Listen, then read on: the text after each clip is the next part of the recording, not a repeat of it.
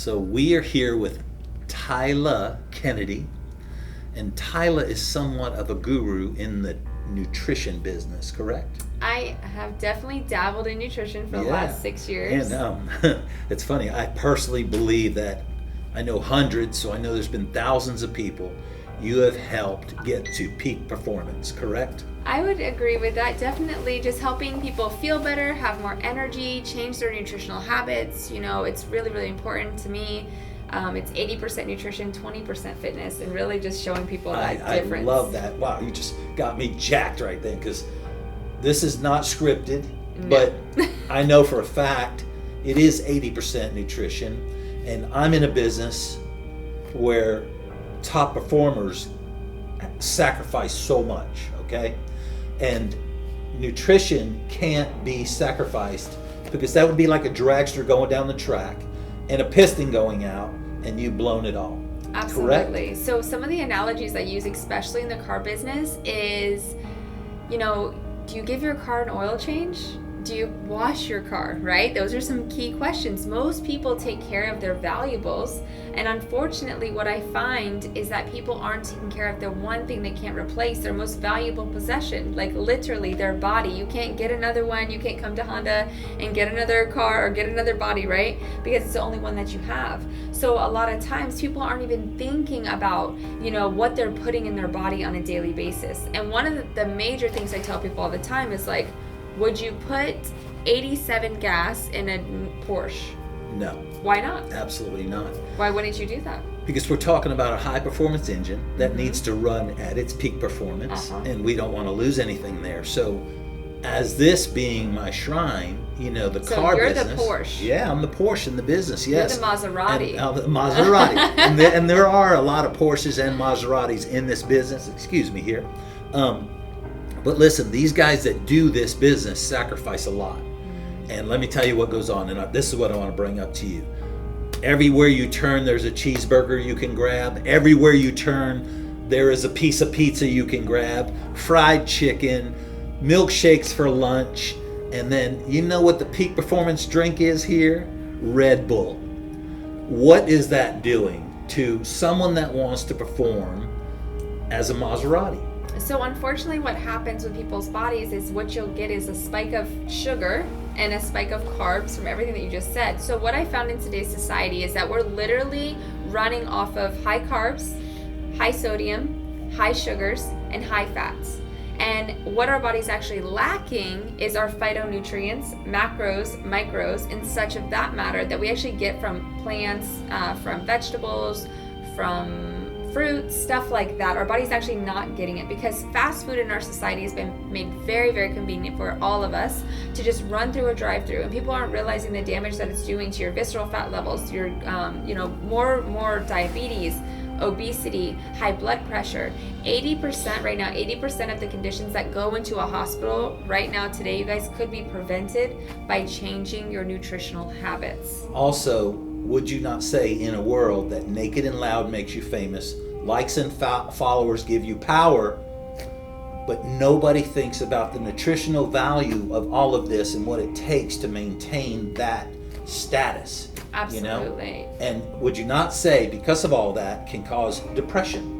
Right? Oh, definitely. Now, social media is a whole nother, we go on a topic of that forever, because I personally have a social media blog and 13,000 plus followers, and super grateful for all of them. And I've really built my entire business through social media, and I use it as a business tool. And it can definitely be taken the wrong way in a lot of different professions. And people can become very, judgmental of you, or criticize you, or like you said, become very insecure about their own problems because they see you showing off this life or this lifestyle or this body that you're trying to impose. But if you're using your tools that social media say as a platform for yourself, you can really get a lot done in today's society, which elevates you in a very, very different way. You move differently in the world when you use that as a platform, I feel like. And then I didn't mean to go off track, and I didn't. I think them answers were amazing, and I knew you would have these answers. But these things can cause depression. Bad eating, bad drinks, all this stuff can also cause depression. Absolutely. Because it causes us to be tired. And that's the first step to depression. Well, deeper than that, actually, Mike, what it does is the endorphins in your brain, when you're feeling those things and you have the sugar rushes. So have you guys ever been to like a fall festival? Absolutely. Or a festival, right? Absolutely, And there's music yes. and there's lights, and it's like the endorphins in your life, and everything is just like amazing, and you're free, and you're drinking beer, and you're just like, don't have no job, I don't have any kids right now, I am just like living my best life. And then when you get home the next day, you have a headache. You're done. You're exhausted. You're done. It's like your body is depleted. It's done. It's done because all that excitement is out in just those couple of hours that you spent that night. You're done. Drinking, and I'm living getting it chills up. from that right now, because that doesn't change until you decide to change it.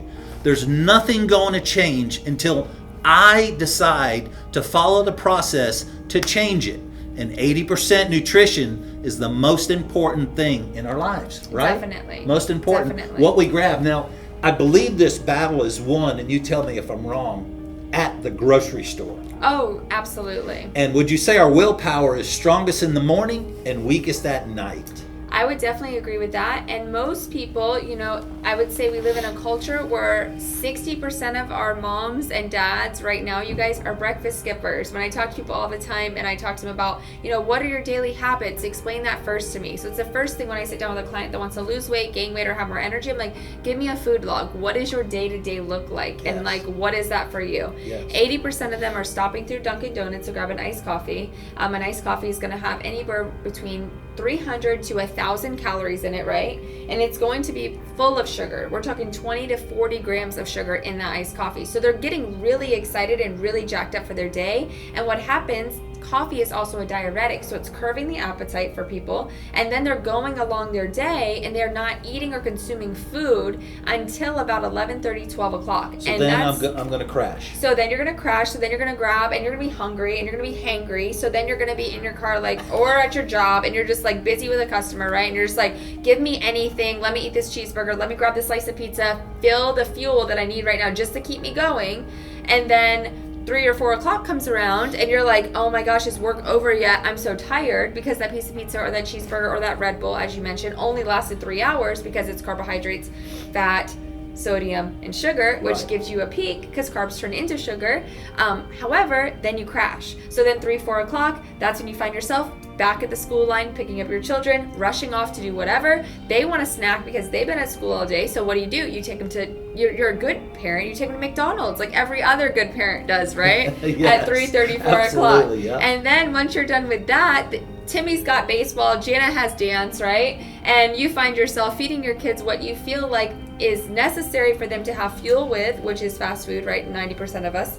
And what happens then is they go to dance, whatever, you guys get home at 7:30, 8 o'clock, you find yourself in Publix, searching for rotisserie chicken But and something to again, grab. that's where the victory is, in the grocery store. Yes. Because these choices are what change your life. Absolutely. Correct? And I think preparation, Mike, is the key to all successes. Absolutely. And that's in all areas. Absolutely. So I always tell moms, I'm like, why be the mom that drives her kid through the McDonald's line every day? Why not be the mom that has a lunchbox in the back seat with grapes and maybe some goldfish or whole wheat crackers and slices of turkey or a sandwich? Being a father myself, I can tell you that if your kids are hungry, they will eat what's in front of them. Exactly. They will say no first, but then they will pick up the grapes. Absolutely. And they will pick up the strawberries, and they will eat them. You're right. And if you make it their lifestyle from when they're younger and that's they a don't habit. have a difference, that's a habit. absolutely. They're going to form a habit that Exactly. they will adopt, and that's a habit. Absolutely. And then they just know they're just going to buy cycle. And once you honestly cut out the excess sugars in your kids' diets,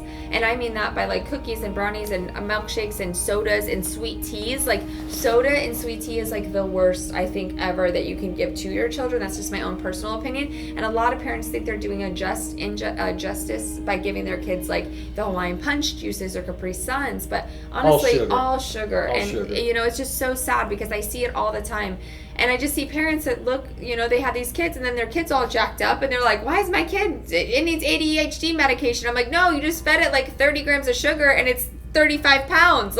It's not ADD, it's called food that you're feeding it. Listen, I want to tell you, I want to get onto that just for 1 second. We're talking about nutrition here, but one thing I got to tell you, I don't care what they call your child is gifted. And as a parent, it is our job to figure out that gift.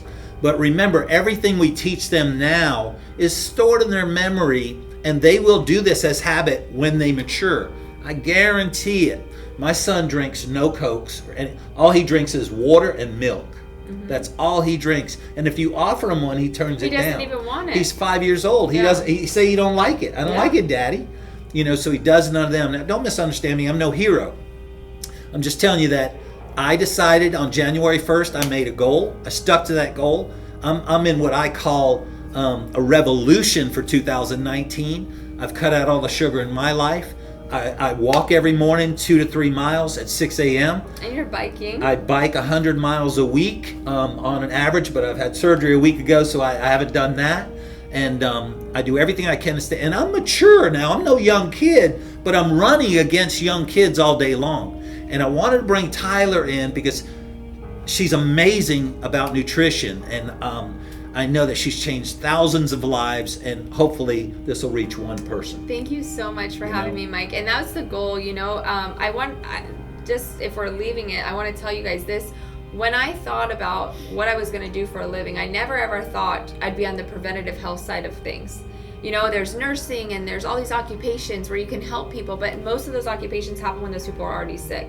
And I'm grateful that I dove into this kind of understanding of nutrition more, so that way I can make a generational impact. It's not just about now. It literally starts with the children. And so when I have conversations with parents that want to lose 20 to 30 pounds, I'm like, okay, so now let's incorporate this with your kids, because that's my future. I'm 31 years old. I haven't had children yet, but I plan on having them one day, right? And they say right now, statistics show, this can be Googled, 1 in every 3 children will have diabetes by the time they're 13 right now in America, and 1 in every 5 children will not outlive their parents. So adapt the idea that you eat to live and not live to eat. Use it as fuel. It as fuel, that's right. Use it as fuel. And it takes 7 to 21 days to form a habit. Just look in your refrigerator. Look at the processed foods in there. Look at, the stuff with steroids in it, and get rid of it. And be healthy for your family. And I want to bring something up because a lot of car guys are going to see this. You had a family member in the car business. Yes, I knew him very well. Yes. A close friend of mine. He didn't eat very well. No, Jeff was very high strung in a very stressful position in car business, manager. It gets crazy. Long hours. You okay with this? Yeah. Okay. Long hours, long nights.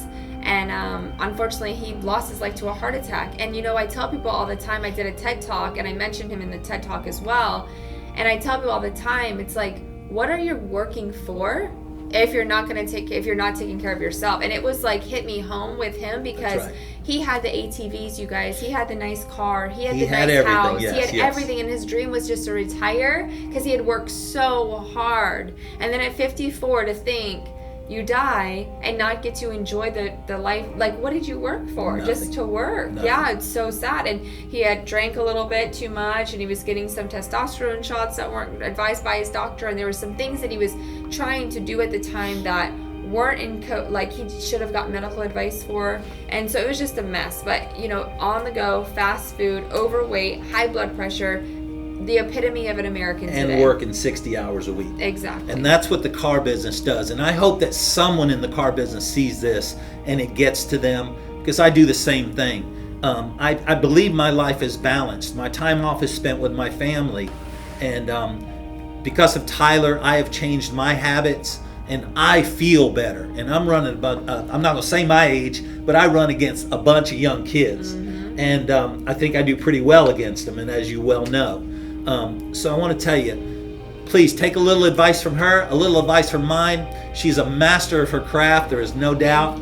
I absolutely believe I'm a master of my craft, and I want you to master your craft too. And remember, this is your temple. So it's one of the most important things in life, to protect your temple. Mike Lehman.